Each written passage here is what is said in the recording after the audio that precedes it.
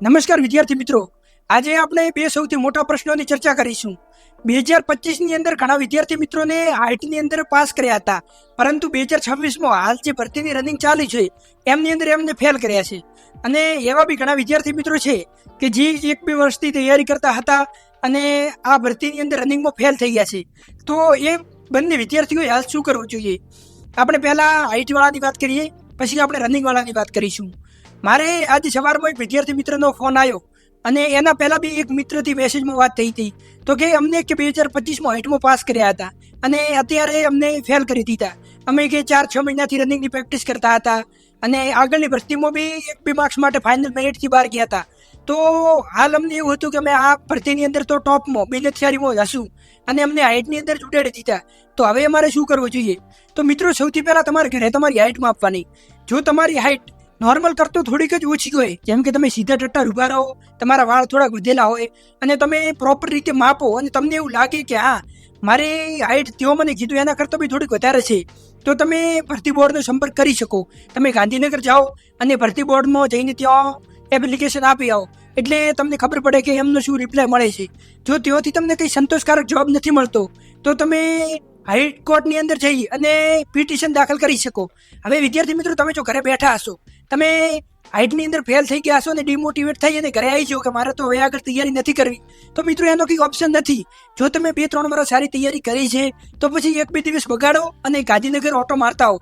જો by chance તમારા પ્રોબ્લેમનું solution થઈ જાય તો પછી તમારે મજા આવી જાય એમ કે ભરતીની અંદર સારી તૈયારી હોય તો તમે નીકળી જાઓ.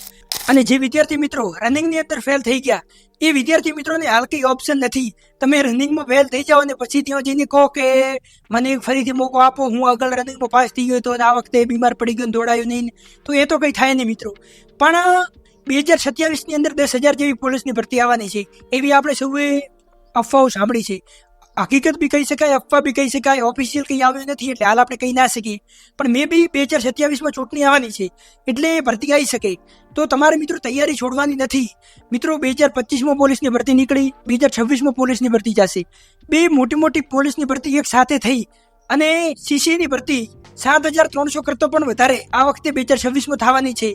તો જે વિદ્યાર્થી મિત્રોનો ગ્રેજ્યુએશન પૂરું હોય અને સીસીમાં ફોર્મ ભરાઈ ગયું હોય અને જો રનિંગમાં ફેલ થઈ ગયા હોય તો મિત્રો આવો મોકો ફરી નહીં મળે. સીસીની આટલી મોટી ભરતી તમે જવા દેતા નહીં, તૈયારીને છોડો નહીં.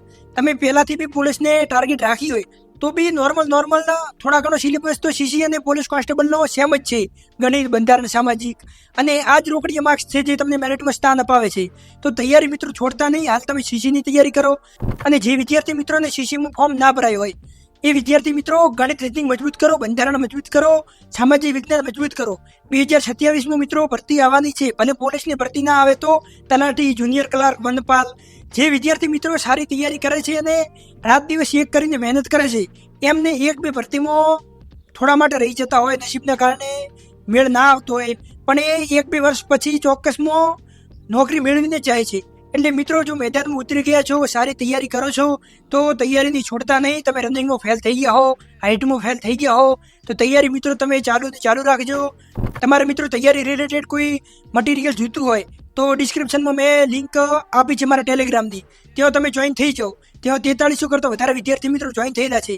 ત્યાં બી તમે સ્ટડી રિલેટેડ મટીરિયલ મળી શકે અને તમે તૈયારી કરી શકો. તમારે કંઈ બી તૈયારી રિલેટેડ પ્રશ્ન પૂછવો હોય તો તમે કોમેન્ટમાં પ્રશ્ન પૂછી શકો, અથવા તો ડિસ્ક્રિપ્શનમાં મારા ઇન્સ્ટાગ્રામની લિંક છે ત્યાંથી બી તમે કોન્ટેક્ટ કરીને મને પૂછી શકો. અને આપણે મળીએ નવા વિડીયો સાથે આગળ. અને જે વિદ્યાર્થી મિત્રો હાલ તૈયારી કરે છે પોલીસ કોન્સ્ટેબલની અથવા તો 2027માં એમનો ટાર્ગેટ છે તો અહીંયા બુક લિસ્ટનો હું વિડીયો મૂકીશું, આ તમે જોઈ શકો. અને આપણે મળીએ નવા વિડીયો સાથે. ત્યાં લગી જય Hind, thank you, bye bye. અને આપણો જે વ્યવહાર હોય like, share, subscribe A I hope તમે કરી જ નાખ્યો હશે. તો થેન્ક યુ.